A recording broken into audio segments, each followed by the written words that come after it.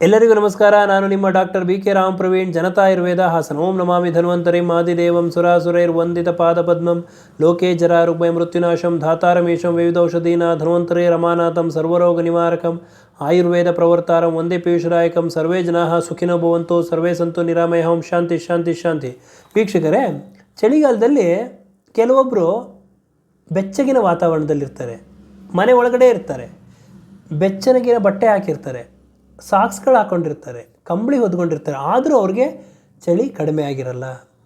ಇನ್ನು ಕೆಲವೊಬ್ರಿಗೆ ಒಂದೇ ಮನೆಯಲ್ಲಿದ್ದರೂ ಒಬ್ರಿಗೆ ಅತಿಯಾದ ಚಳಿ ಇರ್ತದೆ, ನಡುಗುವಂಥ ಚಳಿ ಇರ್ತದೆ, ತುಂಬ ನಡುಗ್ತಾ ಇರ್ತದೆ ಚಳಿಯಿಂದ. ಇನ್ನೊಬ್ರಿಗೆ ಆ ಮಟ್ಟದ ಚಳಿ ಇರೋದಿಲ್ಲ. ಇದಕ್ಕೆ ಕಾರಣ ಏನು ಅಂತಂದರೆ, ಕೇವಲ ವಾತಾವರಣ ಒಂದೇ ಕಾರಣ ಅಲ್ಲ, ಹವಾಮಾನದಲ್ಲಿ ವ್ಯತ್ಯಾಸ ಆಗಿರ್ತಕ್ಕಂಥ ಒಂದೇ ಒಂದು ಕಾರಣ ಅಲ್ಲ.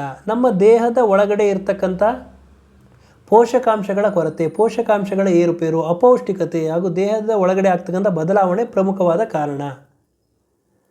ನಾವು ಆಹಾರ ಸೇವನೆ ಮಾಡೋದ್ರಿಂದ ಆಹಾರ ಸರಿಯಾಗಿ ಜೀರ್ಣ ಆಗಬೇಕು ಹಾಗೂ ಚಯಾಪಚಯ ಕ್ರಿಯೆ ಆಗಬೇಕು. ಅಂದರೆ ನಾವು ಆಹಾರ ಸೇವಿಸ್ತಕ್ಕಂಥ ಆಹಾರ ಸರಿಯಾಗಿ ಡೈಜೆಷನ್, ಮೆಟಬಾಲಿಸಮ್ ಆಗಬೇಕು.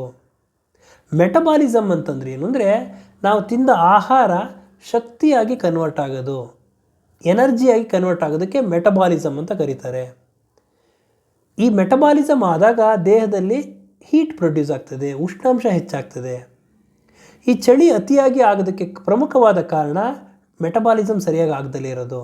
ಯಾವಾಗ ಮೆಟಬಾಲಿಸಮ್ ಸರಿಯಾಗಿ ಆಗೋದಿಲ್ವೋ, ಹೀಟ್ ಸರಿಯಾಗಿ ಪ್ರೊಡ್ಯೂಸ್ ಆಗೋದಿಲ್ಲ. ಹೀಟ್ ಪ್ರೊಡ್ಯೂಸ್ ಆಗದಲ್ಲೇ ಇದ್ದಾಗ ರಕ್ತ ಸಂಚಾರ, ಬ್ಲಡ್ ಸರ್ಕ್ಯುಲೇಷನಲ್ಲಿ ಏರುಪೇರಾಗ್ತದೆ. ಬ್ಲಡ್ ಸರ್ಕ್ಯುಲೇಷನ್ ಏರುಪೇರಾದಾಗ ಎಲ್ಲ ಜೀವಕೋಶಗಳಿಗೂ ಆಕ್ಸಿಜನ್ ಸಪ್ಲೈ, ಬ್ಲಡ್ ಸಪ್ಲೈ ಕಡಿಮೆ ಆದಾಗ ಆ ಒಂದು ಜಾಗದಲ್ಲಿ ಉಷ್ಣತೆ ಕಡಿಮೆ ಆಗ್ತದೆ. ಕೈ ಕಾಲುಗಳಲ್ಲಿ, ಪಾದ ಹಸ್ತಗಳಲ್ಲಿ ಉಷ್ಣತೆ ಕಡಿಮೆ ಆಗಿ ತಣ್ಣಗಾಗ್ತದೆ, ಜವ್ ಹಿಡ್ದಂಗೆ ಆಗ್ತದೆ, ಬೆಂಡು ಬಂದಂಗೆ ಆಗ್ತದೆ, ಚಳಿ ಜಾಸ್ತಿ ಆಗ್ತದೆ. ಆದ್ದರಿಂದ ಮೆಟಬಾಲಿಸಮ್ ಸರಿಯಾಗಿ ಆಗಬೇಕು. ಹಾಗೂ ಯಾವ ಯಾವ ಪೋಷಕಾಂಶಗಳನ್ನ ನಾವು ಸೇವನೆ ಮಾಡೋದ್ರಿಂದ ಈ ಚಳಿಯಿಂದ ನಾವು ದೂರ ಇರ್ಬೋದು ಅಂತಂದರೆ, ಪ್ರಮುಖವಾಗಿ ವೈಟಮಿನ್ B12 ಹಾಗೂ ವೈಟಮಿನ್ D. ನಮ್ಮ ದೇಹದಲ್ಲಿ ಕೆಂಪು ರಕ್ತಕಣಗಳು, ರೆಡ್ ಬ್ಲಡ್ ಸೆಲ್ಸ್ ಉತ್ಪತ್ತಿಗೆ ಪ್ರಮುಖವಾದ ಒಂದು ಪೋಷಕಾಂಶ ಅಂತಂದರೆ ವೈಟಮಿನ್ B12. ವೈಟಮಿನ್ B12 ಜಾಸ್ತಿ ಇತ್ತು ಅಂದರೆ ರೆಡ್ ಬ್ಲಡ್ ಸೆಲ್ಸ್, ಕೆಂಪು ರಕ್ತಕಣಗಳು ಜಾಸ್ತಿ ಇರ್ತದೆ. ಈ ಕೆಂಪು ರಕ್ತಕಣಗಳು ಏನು ಮಾಡ್ತದೆ ಅಂದರೆ, ನಮ್ಮ ದೇಹದ ಎಲ್ಲ ಜೀವಕೋಶಗಳಿಗೂ ಆಕ್ಸಿಜನ್ ಸಪ್ಲೈ ಮಾಡ್ತದೆ, ಆಮ್ಲಜನಕ ಸಪ್ಲೈ ಮಾಡಿ ಜೀವಕೋಶಗಳನ್ನ ಜೀವಂತವಾಗಿರ್ತದೆ. ಯಾವಾಗ ಈ ವೈಟಮಿನ್ B12 ಕಡಿಮೆ ಆಗ್ತದೋ, ರೆಡ್ ಬ್ಲಡ್ ಸೆಲ್ಸ್ಗಳ ಒಂದು ಉತ್ಪತ್ತಿ ಕಡಿಮೆ ಆಗ್ತದೆ. ಆಗ ಸರಿಯಾದ ರೀತಿಯಲ್ಲಿ ಒಂದು ಆಕ್ಸಿಜನ್ ಸಪ್ಲೈ ಜೀವಕೋಶಗಳಿಗೆ ಆಗೋದಿಲ್ಲ.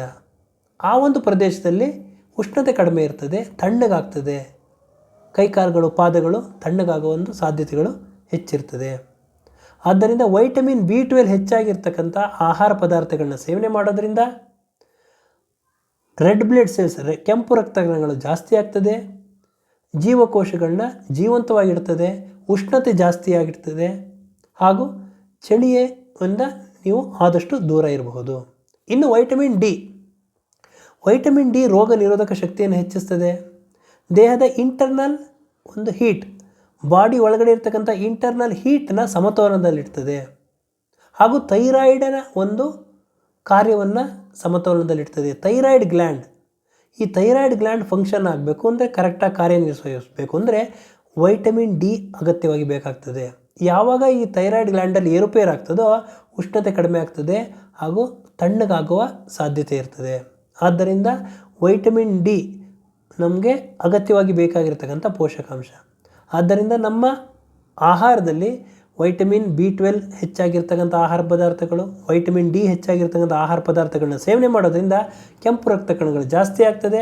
ಕೆಂಪು ರಕ್ತ ಕಣಗಳು ಜಾಸ್ತಿ ಆಗೋದ್ರಿಂದ ಆಕ್ಸಿಜನ್ ಸಪ್ಲೈ ಸರಿಯಾಗಿ ಆಗ್ತದೆ ಹಾಗೂ ದೇಹದ ಉಷ್ಣಾಂಶ ಹೆಚ್ಚಾಗ್ತದೆ. ತಿಂದ ಆಹಾರ ಸುಲಭವಾಗಿ ಜೀರ್ಣ ಆಗ್ತದೆ ಹಾಗೂ ಮೆಟಬಾಲಿಸಮ್ ಸರಿಯಾಗಿ ಆಗೋದ್ರಿಂದ ಈ ಒಂದು ಚಳಿ ಕಡಿಮೆ ಆಗ್ತದೆ. ಯಾವ ಯಾವ ಆಹಾರ ಪದಾರ್ಥಗಳನ್ನ ನಾವು ಸೇವನೆ ಮಾಡ್ಬೋದು ಅಂತಂದರೆ, ಪ್ರಮುಖವಾಗಿ ತರಕಾರಿಗಳು, ಬೀಟ್ರೂಟು, ಕ್ಯಾರೆಟು, ಮೆಂತ್ಯ ಸೊಪ್ಪು, ಪಾಲಕ್ ಸೊಪ್ಪು. ಇನ್ನು ಡ್ರೈ ಫ್ರೂಟ್ಸ್ಗಳಲ್ಲಿ ಬಾದಾಮಿ, ಗೋಡಂಬಿ, ವಾಲ್ನಟ್, ಪಿಸ್ತಾ, ಈ ಒಂದು ಖರ್ಜೂರ, ಈ ಒಂದು ಹಣ್ಣುಗಳನ್ನ ಸೇವನೆ ಮಾಡೋದ್ರಿಂದ ಹಾಗೂ ಹಾಲು, ಮೀನು, ಮೊಟ್ಟೆ, ಮಾಂಸ ಆಹಾರಗಳನ್ನ ಸೇವನೆ ಮಾಡೋದ್ರಿಂದ ವೈಟಮಿನ್ B12 ಹೆಚ್ಚಾಗ್ತದೆ. ಇನ್ನು ವೈಟಮಿನ್ ಡಿ ಅಧಿಕವಾಗಿ ಸಿಗಬೇಕು ಅಂತಂದರೆ ಸೂರ್ಯನ ಎಳೆ ಬಿಸಿಲಿನಲ್ಲಿ ವೈಟಮಿನ್ ಡಿ ಅಧಿಕವಾಗಿ ಸಿಗ್ತದೆ. ಹಾಗೂ ಹಲವಾರು ತರಕಾರಿಗಳಲ್ಲಿ, ಡ್ರೈ ಫ್ರೂಟ್ಸ್ಗಳಲ್ಲಿ ಹೆಚ್ಚಾಗಿ ಸಿಗ್ತದೆ. ವೈಟಮಿನ್ B12 ಇರ್ತಕ್ಕಂಥ ಆಹಾರ ಪದಾರ್ಥಗಳು ಶುಂಠಿ, ಕಾಳುಮೆಣಸು, ಅರಿಶಿಣ ಇವುಗಳನ್ನ ಸೇವನೆ ಮಾಡೋದರಿಂದ, ಜೀರಿಗೆ ಈ ಆಹಾರಗಳಲ್ಲಿ ನಾವು ಸೇವನೆ ಮಾಡೋದ್ರಿಂದ ನಾರಿನಂಶ ಜಾಸ್ತಿ ಸಿಗ್ತದೆ, ಪೋಷಕಾಂಶಗಳು ಜಾಸ್ತಿ ಇರ್ತದೆ. ಹಾಲು, ಪನ್ನೀರು ಇವುಗಳನ್ನೆಲ್ಲ ಸೇವನೆ ಮಾಡೋದ್ರಿಂದ ವೈಟಮಿನ್ B12 ಹೆಚ್ಚಾಗಿ ಸಿಗ್ತದೆ. ಹಣ್ಣುಗಳಲ್ಲಿ ಸೇಬು, ತರಕಾರಿ ಇವುಗಳನ್ನ ಸೇವನೆ ಮಾಡೋದ್ರಿಂದ ವೈಟಮಿನ್ B12 ಹಾಗೂ ವೈಟಮಿನ್ ಡಿ ಅಧಿಕವಾಗಿ ಸಿಗ್ತದೆ, ಆರೋಗ್ಯವನ್ನು ಕಾಪಾಡ್ತದೆ. ಹಾಗೂ ಚಳಿಗಾಲದಲ್ಲಿ ನಾವು ಆದಷ್ಟು ಚಳಿ ಒಂದು ಸಮಸ್ಯೆಯಿಂದ ದೂರ ಇರ್ಬೋದು ಅಂತ ಹೇಳ್ತಾ ಇವತ್ತಿನ ಒಂದು ಸಂಚಿಕೆಯನ್ನು ಮುಗಿಸ್ತಾ ಇದ್ದೀನಿ. ನನ್ನ ಈ ವಿಡಿಯೋ ತಮಗೆ ಇಷ್ಟವಾಗಿದ್ದಲ್ಲಿ ಲೈಕ್ ಮಾಡಿ, ಶೇರ್ ಮಾಡಿ ಹಾಗೂ ನನ್ನ ಎಲ್ಲ ಮುಂದಿನ ವಿಡಿಯೋಗಳಿಗಾಗಿ ಸಬ್ಸ್ಕ್ರೈಬ್ ಮಾಡಿ. ಧನ್ಯವಾದ.